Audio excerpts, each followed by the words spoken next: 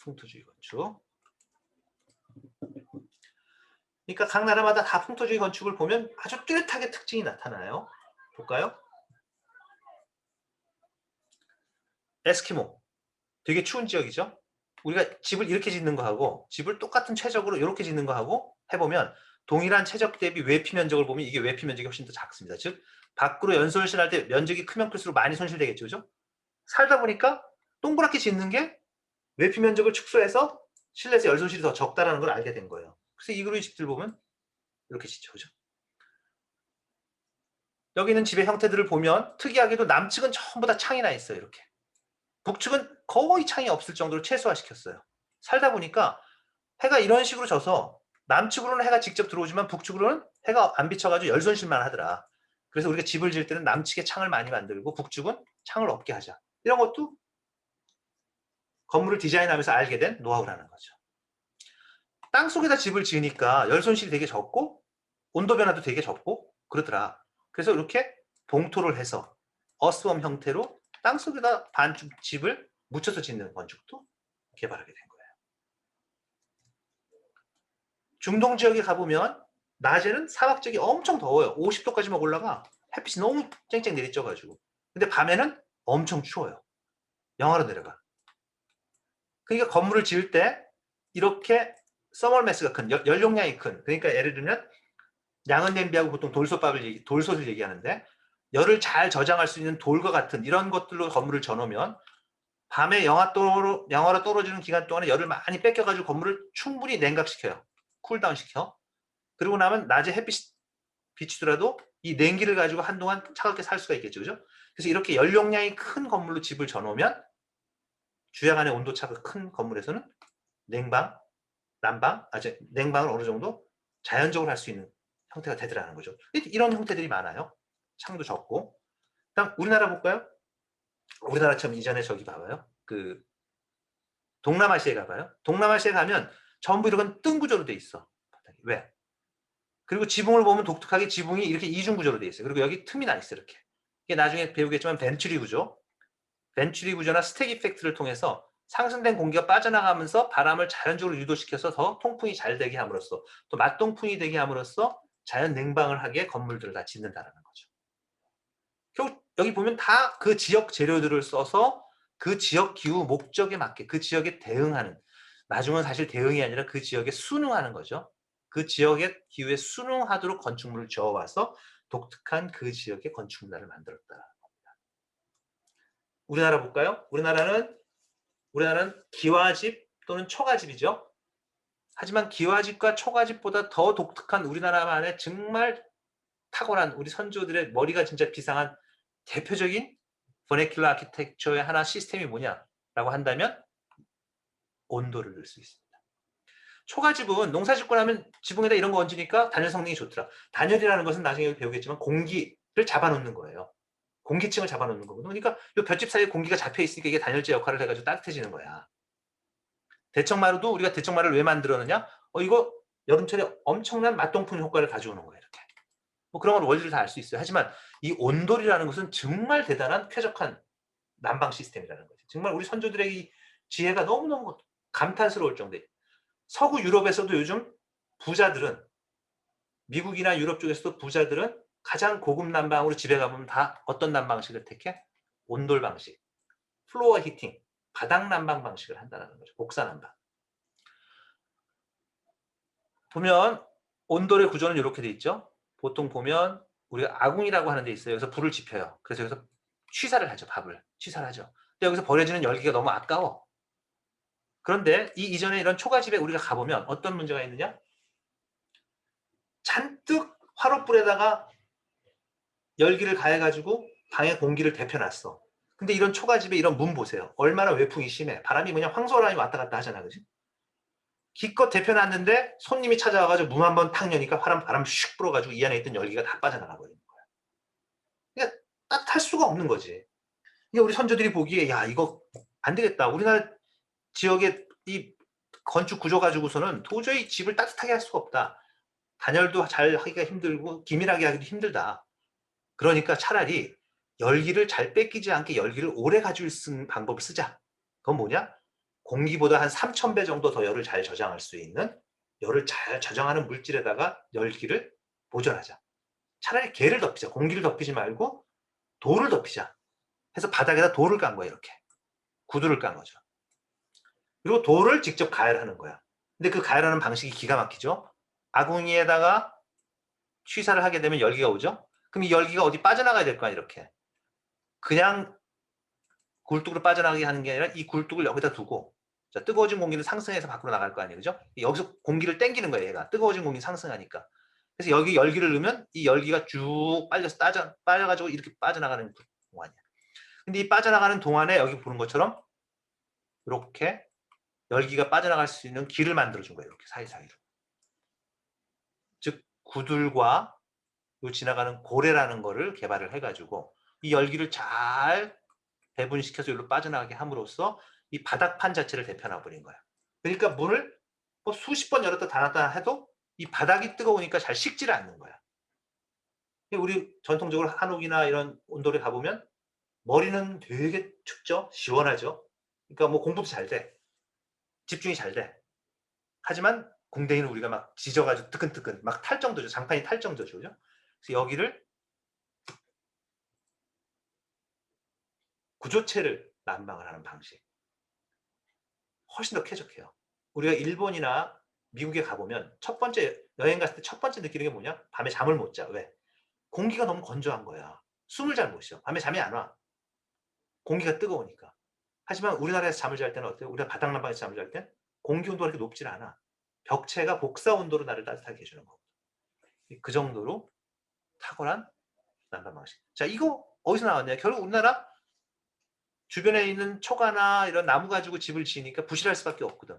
그래서 이런 기발한 생각을 해내게 된 거라는 거죠. 이건 울릉도에 있는 너화집이에요. 울릉도는 섬에 있으니까 바람이 세잖아. 이 바람 센 집에 가보면 이런 식으로 바람을 막기 위해서 우리 집 요즘 공동주택의 발코니처럼 바깥에다 외피를 하나 더 놨어. 방풍실이지 일종의. 발코니 샤시를 그 당시부터 한 거야. 그리고 지붕을 여기 있는 목재 가지고서 보통 우리가 이제 우대기라고 얘기하는데 너와죠. 너와. 나무 너와 가지고서 지붕을 눌러서 바람을 막아주고 방풍실을 가지고서 열 손실을 좀 줄여주고 뭐 이런 방식으로 건물을 짓게 했다라는 거죠. 자, 근데 이런 것들 보세요. 자, 이런 방식, 이런 방식, 이런 방식. 또 이 나라의 땅 속에 넣거나 창을 남쪽에 넣거나 형태를 이렇게 하거나 뜬 구조를 하거나 이런 것들 다 난방이나 냉방의 어떤 설비 시스템, 즉 기계적인 시스템하고는 전혀 관계가 없죠. 그죠? 집을 어떻게 짓느냐라는 거하고 관계가, 즉 집을 어떻게 디자인하는 거냐하고 관계가 있다는 거지. 그 얘기는 기계 문명이 발달해서 보일러나 에어컨이 나오는 이 250년 이후에 지난 과학 문명이 발달하는 시기하고 틀리게 나머지 4750년 동안 사실은 그 이전에 요 100만 년까지도 더 가야 되겠지만 역사만 본다면 이 긴 세월 동안 우리 선조의 노하우들, 즉 어떤 노하우들? 집을 잘 짓는 설계적 노하우들.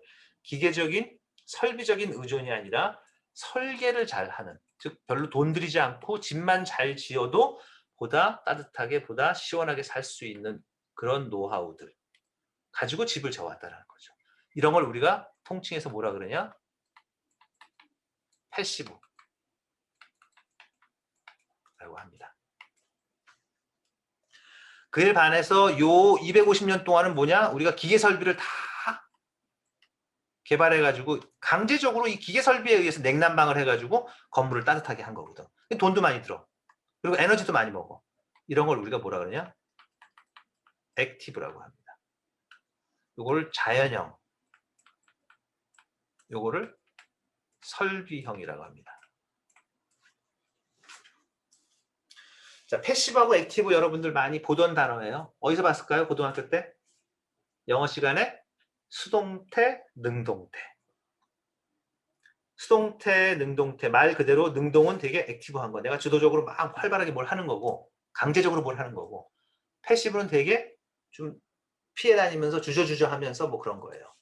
그래서 수동태를 패시브, 능동태를 액티브 보통 그렇게 얘기하고요. 더 유명한 거는 올림픽 때, 여러분 태어나기 전에 88년도에 우리나라 올림픽 했었죠. 그때 아주 유명한 이 해설하시는 분이 있었는데, 그때 빠떼로 아저씨라는 분이 있었어요. 빠떼로. 지금도 레슬링 중계할 때 보면 빠떼로라는 얘기가 많이 나옵니다. 레슬링 용어인데요. 레슬링이라는 게 두 사람이 딱 마주보고 앉아가지고 서로 공격을 해가지고 뭐 등을 지게 하거나 하는 포인트를 얻는 거잖아. 그러니까 상대방이 공격할 때, 권투도 마찬가지지만 공격할 때 잘못 허점을 보여주면 금방 공격을 당하게 되죠. 그래서 어떻게 되게 공격적인 선수가 있고 되게 수비적인 선수가 있어. 근데 너무 수비만 하고 도망 다니면 이게 게임이 재미가 없잖아. 자꾸 공격만 하려고 그러는데 수비만 도망가기만 하면. 이 사람이 이제 도망만 가는 사람을 우리가 패시브하다 그러고, 되게 공격적인 사람을 액티브하다고 얘기를 하죠. 그죠? 그럴 때 이 너무 공격만 다니면 심판이 딱 그 사람한테 벌칙을 줘요. 그때 벌칙 줄 때 뭐라 그러냐? 빠떼로라고 벌칙을 줘. 그러면 그 사람이 딱 엎드리고 액티브한 공격자가 뒤에서 공격할 수 있는 공격 권한을 주는 거거든. 그때 그 빠떼로라는 이게 뭐냐? 이게 패시브라는 단어의 그 어원 쪽 얘기예요. 빠떼로. 자, 패시브, 액티브. 우리 쪽에서도 공학에서도 되게 자주 나오는 용어입니다. 패시브, 액티브. 일단 설계적인 거, 돈 들이지 않는 거. 뭐 그런 거라고 이해하면 돼요. 그러면 결국 선조들이 했던 돈 들이지 않는 이런 패시브적인 건축들이 좋은데, 뭐 효과는 조금 덜하다 할지라도 우리는 그동안 너무 액티브적인 기계 설비적인 거에 의존해서 살아왔다는 거지. 이건 다 무시하고. 그러면 이 1%의 지금 현재 처해 있는 현 상황에서 해결법은 뭐냐? 아, 이제 무조건 기계 설비적인 게 의존하던 이 지난 250년 동안의 행태는 안 된다. 뭘 먼저 해야 되냐? 우리 선조로 했던 돈 들이지 않는 이 패시브적인 거를 먼저 하고, 이거는 한계가 있어. 그래서 할 수 있는 데까지 최대한 해. 그리고 안 되는 부분들을 할 수 없이 기계적인, 액티브적인 거에 의존해가지고 두 개를 결합하면 최소한의 에너지를 가지고 우리가 원하는 실내서의 쾌적성을 발생할 수 있겠다. 이게 지금 현재 여러분이 해야 되는 제로 에너지 건축의 기본적인 방법입니다. 패시브, 액티브 순서로 하는 거. 즉 과거에 선조들이 했던 디자인적 노하우 플러스 우리가 개발한 기계 문명을 효율적으로 순서에 맞게 적절히 적용해서 최대한의 효용성을 가지고 건축물을 짓는 거. 이게 제로 에너지 건축물이라고 이해하면 됩니다.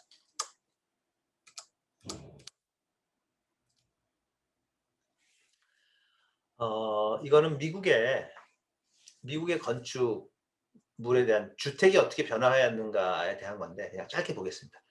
미국은 사실 역사가 되게 짧죠, 그죠? 뭐 미국의 독립전쟁 이후에 이민을 와서 독립전쟁 이후에 건물들이 지어지기 시작했는데, 그래도 비교적 그 발자취가 잘 남아져 있어서 이제 이런 자료들이 제공이 되고 있는데, 어쨌든 여기서 지금 볼 거는 뭐냐? 먼저 지난 한 250년 동안에 에너지가 어떻게 쓰여왔는지 한번 보세요. 자, 주로 화석연료가 많이 쓰여왔잖아요, 그죠? 자, 목재가 산업혁명 이후에 생겼다고 해가지고 곧바로 우리가 화석연료를 전 세계에서 모두 쓰는 건 아니잖아요. 스팀 엔진이 보급되고 전 세계적으로 파장이 되려 그러면 한 100년 정도가 더 걸리겠죠. 그러니까 실제로 화석연료가 쓰이는, 특히 가장 원시적인 석탄이 막 쓰이기 시작한 거는 한 1900년도부터 증가를 시작하는 거예요. 그 전은 주로 목재라는 걸 썼어요. 즉 산업혁명 전후로 우리한테 난방이라는 거는 그저 산에서 나무 캐와가지고 떼는 정도? 그게 난방 다였다고 보면 되는 거예요. 그렇게 쭉 이어오다가 산업혁명에 의해서 여러 가지 기기들, 증기, 스팀 기관들, 에어컨들이 생기기 시작하면서 1800 이후부터 일단 석탄이 많이 쓰이다가, 석탄은 지금도 화력발전소 같은 데 많이 쓰이고 있죠. 그 다음 오일을 캐내기 시작했어요. 그래서 석유라는 게 1900 한 20, 30년부터 급속하게 증가해서 막 많이 쓰이기 시작합니다. 그래서 지금은 이게 가장 대표 선수죠. 그러다 석유가 점차 고갈되기 시작하니까 그 다음 다시 나오기 시작한 게 누구예요? LNG, 천연가스나 LPG, 가공하는 과정에 나온 가스류들이 나오게 되는 거죠. 순서대로 보세요. 석탄, 석유, 가스류들이 되는 거죠. 그리고 나서 원자폭탄, 2차 대전 이후에 원자폭탄 이후에 우리가 원자력을 개발하면서부터는 원자력이 1970년도 이후부터 사용되고 있는 거예요. 근데 이제 얘도 안 되겠다. 얘들도 결국은 다 고갈가 될 것이다. 그래서 대체되고 있는 게 이제 신재생 에너지로 가고 있지만, 신재생이 워낙 양이 작기 때문에 조금씩 신재생 에너지가 여기 이제 생산되고 있는 거죠. 자, 이렇게 지금 가고 있다. 하지만 여전히 대세는 화석연료가 대세이고 그들을 위해서 원자력이 가고 있다라는 정도로 보면 되겠습니다. 초창기 집은 이랬어요. 주변에 있는 흔한 건축 재료 가지고 집을 짓고 창도 별로 없어. 왜? 이 사람들이 이제 이주해가지고 디자인적 노하우가 별로 전수받은 게 없는 거야, 선주로부터. 그러니까 아주 원시적인 형태의 그냥 딱 박스형 집을 지은 거죠. 그러다가 점차 창 면적이 늘어나기 시작해요. 이거 창을 만드니까 햇빛이 들어와가지고 겨울엔 따뜻하네. 남측에 창 많이 만들어. 라고 한 거죠. 그러다가 발전하기 시작하니까 이게 이때가 한 75년 주택의 규모가 엄청 커져요. 그리고 골독의 위치가 막 생겨나기 시작합니다. 그러다가 73년인 이때쯤 오면 산업혁명의 정점이죠. 에어컨도 개발되고 보일러도 개발되기 시작해요. 그러니까 이제 에너지가 아쉬울 게 없어. 흥청망청 에너지가 너무 넘친다고 생각해. 그리고 철과 유리와 콘크리트 마음대로 쓸 수 있어. 냉난방 자유롭게 할 수 있어. 그러니까 이런 식으로 완전히 기둥만 있고 나머지 외피는 다 유리인 글라스하우스 같은 이런 형태의 건물들이 막 나오기 시작하는 겁니다. 열적으로 보면 엄청나게 손실이 많은 건물들이죠. 그죠? 그러다가 1973년에 이제 드디어 이래서는 안 돼. 에너지 절약적인 건물을 져야 돼 해가지고 표준도면을 만들어서 국가에서 자, 집 지을 때는 남측에 창 만들고 외부 면적 최소화시키고 이렇게 컴팩트한 형태로 집을 지으면 도면도 만들어주고 싸게 해줄게 라고 해서 1973년부터 이런 에너지 절약적인 주택이 지어지기 시작했다는 거예요. 이 미국의 주택들은 아직도 지금 보는 것처럼 엄청나게 큰 에너지 소비적인 건물로 지금 지어지고 있습니다. 얘는 아직 에너지 걱정 별로 안 하죠. 돈이 많다 보니까. 자, 이제 우리 건물 볼까요? 우리나라 최초의 고층 건물인 3.1빌딩. 서울의 종로에 가면 있습니다. 이거 아주 되게 상징적인 건물이에요. 전부 다 뭐예요? 유리로 다 되어 있는 올글라스 커튼월이라고 합니다. 커튼월.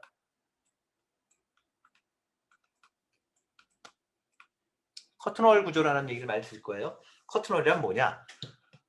이 건물이 서 있기 위한 핵심 힘은 기둥과 보가 다 받아요. 그러니까 철골로 하겠죠. 보통 철골이나 철근 콘크리트 가지고 하겠죠. 그럼 이 주변을 싸고 있는 이 외피는 뭐냐?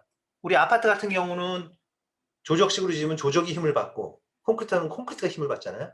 근데 이런 철골 건물에서 얘는 힘은 기둥이 다 받아요. 그리고 주변을 싸는 이 외피는 뭐냐? 그냥 커튼 치듯이 갖다 붙여놓은 거야. 장막 치듯이 붙여만 놓은 거야. 얘는 힘 전혀 안 받아. 그래서 우리가 보통 커튼월이라고 그러는 거야. 커튼처럼 그냥 외피를 둘러싸기만 했다라는 거죠. 유리 같은 걸로. 되게 허망하게 져요. 이거 건물 짓는 거 보면. 자세히 보세요. 유리로 전부 다 집을 져놨지만 여기 커튼들 다 내리고 있죠. 전부 다 내리고 사는 거예요. 이거 한 두세 달 동안 카메라 1시간 간격으로 찍어서 관찰해보면 올렸다 내렸다 안 해요. 거의 내려놓고 살아. 밖을 바라보지도 않는다는 거죠. 근데 이런 류의 건물들이 우리 주변에 너무 흔해. 63빌딩. 송도에 있는 포스코 건물인가? 이거는 그 유명한 서울 대치동에 있는 이름 내가 까먹었다. 한 달에 관리비만 250만 원 나와요. 공동주택이야. 집을 이런 식으로 오피스 건물처럼 져놓고 여기서 사는 거예요. 주상복합 건물이죠. 에너지 엄청 많이 들죠. 관리비만 250만 원 나오는 거야. 한 달에. 참 상상을 초월하기 힘들죠. 자, 이런 커튼월 건물들이 얼마나 허망한가를 한번 보세요. 그 연구단지 내가 출퇴근할 때 그 당시 짓고 있는 건물들 매일매일 보니까 내가 공정별로 한번 사진을 찍은 거거든. 자동차에서 지나가면서. 자, 보세요. 힘은 얘가 다 받아. 이런 식으로. 기둥과 보가 다 받아요. 마지막 마감 공사할 때 외피는 어떻게 씌우느냐? 자, 이거 얘들 어떻게 공사하고 있는지 볼래요?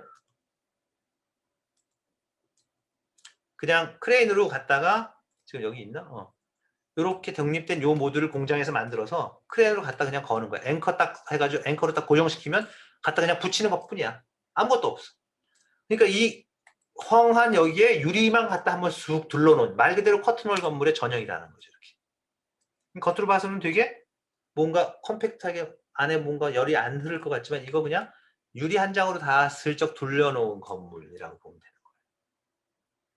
처음에 현대 건물 대부분 이런 거라는 거예요.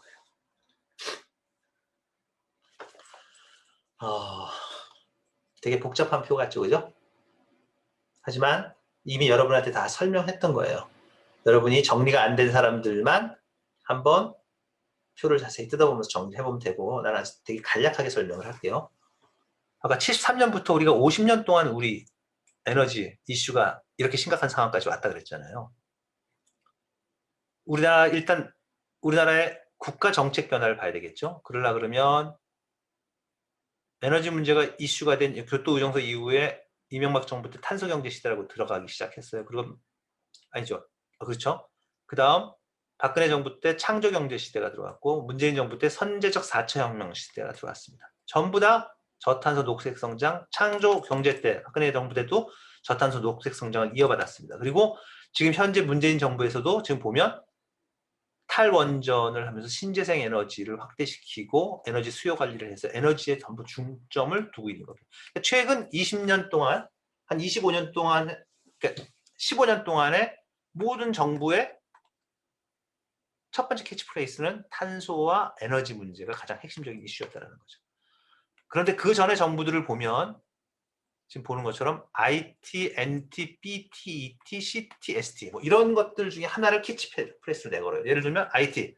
자, 우리 정부는 IT를 가지고 우리나라를 먹여 살리겠다. 이 IT가 뭐의 약자입니까? 양성주?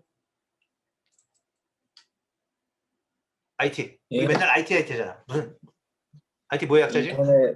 인터넷 텔레콤이요. 아, 그럴 줄 알았어. 인터넷 텔레콤 IT? 우리가 흔하게 IT 쓰고 있잖아요. 그지? 김영규? IT 뭐의 약자일까? 예. 인포메이션 테크놀로지. 오케이, 좋아. 이 뒤에 T자가 들어갔으면 전부 이거 뭐야? 테크놀로지란 뜻이야, 그지? 그 앞에 붙은 것만 틀려지는 거야. 양성주? 예. 한번 찾아봐. 그럼 다시 한번 기회 줄게. BT는 뭘까? PT요? BT, 두 번째 BT. 모르겠습니다. 아니, 그럼 이 중에 아는 거 하나만 얘기해봐. ET 에너지 테크놀로지일 것 같습니다. ET, 에너지 테크놀로지. 아, 요거 NT는 뭘까, NT? 되게 작은 거. 작은 거요? 오늘 첫 수업 시간에 뭐 10에 마이너스 9승 해가지고 얘기했잖아. 엄청 작은 세계. 나노인 것 같습니다. 오케이, 좋았어. 나노 테크놀로지, 그지? 나노 테크놀로지, 인바이러먼탈 테크놀로지, 또 이거는 커뮤니케이션, 컬처 테크놀로지인가? 하여튼 이렇게 여러 가지 기술 위주의 캐치프레이스를 내걸고 국가를 먹여 살리겠다라고 했는데, 지금은 선진국형으로 바뀌어서 지금 이게 전부 탄소 중심이 됐다는 거예요. 우리 건축은 그러면서 어떻게 변화했느냐? 아까 73년도 처음에는 에너지 절약이라는 단어, 태양 건축이라는 게 나오기 시작했죠. 그다음 90년대부터는 지구 환경 보호 문제가 나오기 시작했죠. 그래서 이때 중요한 그린 아키텍처, 녹색 건축, 생태 건축, 지속 가능 건축. 이거는 뭐냐? 결국 기존의 화석연료의 에너지 문제 플러스 뭐가 더 들어가? 지구 환경 보존. 지구 환경을 보존하는 두 가지를 접목시키기 시작하는 거예요. 이게 70년대, 80년대, 90년대까지의 건축의 패턴입니다. 2000년대 딱 넘어서 밀레니엄 넘어서부터는 이렇게 요건 주로 뭐냐? 에너지를 절약하고 효율을 높이는 기술이 중심이에요. 하지만 지금 와서는 뭐야? 더 이상 줄일 게 없어. 우리가 집을 짓고 나면 자 이제 중요한 얘기 하나 해볼까요? 집을 짓는다는 건 뭐야? 폐쇄 공간을 만드는 거지, 그치? 폐쇄 공간을 만들고 나면 이 안에서 공짜로 열이 생겨요. 누구한테서 열이 생길까? 자, 이 안에 누가 살아요? 아이고. 이 안에 누가 살아? 사람이 살죠. 사람한테서 일단 열이 엄청나. 100와트 정도 나와. 그 다음에 이 안에 뭐가 있어? 전등이 있어. 조명기구 이거 전부 다 열이야. 그 다음 집안에 있는 기기들, 전기기기들 다 열이야. 그리고 창문을 통해서 낮에 뭐가 들어와? 태양 복사 에너지가 들어와. 이 네 가지. 이게 다 공짜로 생기는 열이야, 집안에. 인체 조명기기, 태양 복사. 이 네 가지. 여러분 기억해 놓으세요. 인체 조명기기, 태양 복사. 그러니까 내가 굳이 난방을 하지 않아도 이 정도 생긴 이 열에 의해서 외기온 몇 도 정도 떨어질 때까지는 난방할 필요가 없다라는 거죠. 그래서 이걸 잘 보존하는 이런 거, 이게 에너지 절약이에요. 이 안에 공급하는 보일러, 좀 더 좋은 효율로 보일러를 만드는 거, 이게 효율이야. 그러니까 그동안의 기술들은 주로 인체 조명 기기, 태양 복사에서 공짜로 생긴 열을 잘 실내에서 보존할 수 있게 하는 이 에너지 절약 기술이 중심이 된 정책이었다는 거지. 2000년까지. 하지만 지금부터 20년 전인 2000년 밀레니엄 시대부터 들어와서는 이제는 더 이상 절약할 게 없어. 이제는 에너지를 주변에 남아도는 버려지는 에너지를 직접 생산해야 돼. 그게 뭐냐? 신재생 에너지를 가지고 생산해야 되는 거야. 태양열, 태양광, 지열, 풍력, 바이오매스 그런 걸 가지고 에너지를 생산해서 직접 공급해 주는 거. 이게 2000년 이후의 기술인 거야. 즉 과거의 절약과 효율 플러스 신재생 에너지. 이 세 가지를 잘 결합시킨 게 이제는 자, 과거에 절약하고 효율 좋은 기기를 만들어서 했던 거 플러스 에너지를 생산하는 신재생 에너지 기술까지 이 세 가지를 다 접목해서 완벽하게 화석연료를 안 쓰는 최소한으로 쓰는 건물을 만들자라고 하는 게 지금 이제 여러분들이 해야 되는 제로 에너지. 이게 2020년 지금 현재 기술이라는 거죠. 이런 건축의 변화가 오는 동안에 전 세계적인 추세는 어떻게 되냐? 70년에 오일 쇼크, 그 다음 97년 교토 의정서, 그리고 이거를 다시 한번 확인한 2015년에 파리 기후협약. 그래서 이제 모든 나라들이 탄소 배출을 의무적으로 하겠다라고 약속한 시점이 지금까지 왔다는 거예요. 되게 중요한 얘기죠. 자, 그렇게 해서 지난 50년을 한번 건축 입장에서 또 전 세계 입장에서 에너지 차원에서 정리를 한번 해봤습니다. 잘 한번 표를 한번 뜯어보세요. 아까 내가 73년에 에너지 오일 쇼크 이후에 국가에서 단열재를 꼭 넣어야지만 건물을 지을 수 있다고 했죠. 그게 5cm 단열재 정도 돼요. 우리 단열에 대해서 곧바로 배울 텐데 U 값으로 보면 U가 한 0.5 정도 돼요. 그냥 이건 그냥 기억만 하세요. 그러니까 참고만 하세요. 나중에 다시 자세히 가르쳐 줄 거예요. 무려 이게 2010년까지니까 한 30년 동안 거의 변화를 안 했어. 30년 동안 변화 없던 게 최근 10년 동안에 무려 4배에서 5배 정도로 두께가 두꺼워졌다는 거지. 이렇게 변해버린 거예요. 자, 단열재 두께가 5cm에서 25cm로 바뀌었다고 생각해 보세요. 그럼 벽체 두께가 기존에 한 20cm 되는 벽체가 그냥 원리 원칙대로 하면 거의 40에서 50cm 돼야 돼. 벽체 두께만. 그러면 뭐가 변할까요? 건축 설계가 다 바뀌어. 디테일이 다 바뀌어. 실내 건축 면적도 줄어들어. 그리고 집을 짓는 공법도 바뀌어. 단열재 두께가 너무 두꺼우니까. 집을 짓는 재료도 다 바뀌어. 또 구조도 다 틀려져. 즉 단열재 두께의 변화가 강화가 전 산업 분야의 재료 시공 포함한 모든 것들을 다 변화를 시킨다는 거죠. 그래서 지금 그게 현재의 상황이라고 보면 되는 거예요. 단지 정부에서는 단열재만 더 두껍게 짓게 하는 법규를 바꿨을 뿐인데 그로 인해서 전 건설 산업 분야 자체가 완전히 패러다임이 변하는 상황이 돼버렸다라는 겁니다. 그게 지금 현재 상황이에요. 나머지 것들은 여러분 각자 좀 조금씩 읽어보세요. 자, 이 슬라이드는 내가 별표 곱하기 5개. 그 얘기는 중간고사나 기말고사 때 틀림없이 이 문제를 내고 여러분 보고 자, 여러분이 이걸 나한테 한번 설명해 보세요. 한 문단, 한 10줄, 5줄, 10줄 정도 가지고 나한테 설명해 보세요. 라고 꼭 크로스 체크를 하겠다라는 의미입니다. 제로에너지 건축이 뭐냐? 우리가 친환경 건축이 뭐냐? 집을 어떻게 져야 되느냐? 라고 하는 가장 기본적인 접근 방법을 얘기하는 겁니다. 잘 들어보세요. 우리 인간은 항온동물이기 때문에 일정한 온도 범위 안에서만 예를 들면 20에서 26도, 28도, 뭐 습도는 40에서 60%, 즉 일정한 범위 안에서만 어떤 쾌적을 느낍니다. 우리가 집을 져서 이러한 환경을 만들어 드리면 당연히 쾌적하다고 느끼는 거죠. 그거에 반해서 우리 주변을 둘러싸고 있는 환경 요인들, 뭐 기후 요인, 온도 요인, 습도 요인이 있겠죠. 온도만 가지고 본다면 낮에 되게 덥고 밤에 되게 춥고 또는 여름에 되게 덥고 겨울에 되게 춥고 즉 이렇게 사이클을 변한다는 거죠. 우리가 건축물을 져서 패시브적으로 쾌적하게 만든다, 액티브적으로 쾌적하게 만든다라고 하는 것들은 결국 이런 외부적인 큰 변화량들을 조절을 해서 여기까지 끌어내려서 쾌적한 영역까지 가져오게 하는 것. 이런 것들이 우리 건축의 행태라는 거죠. 건축의 행위라는 거죠. 궁극적인 목적이라는 거죠.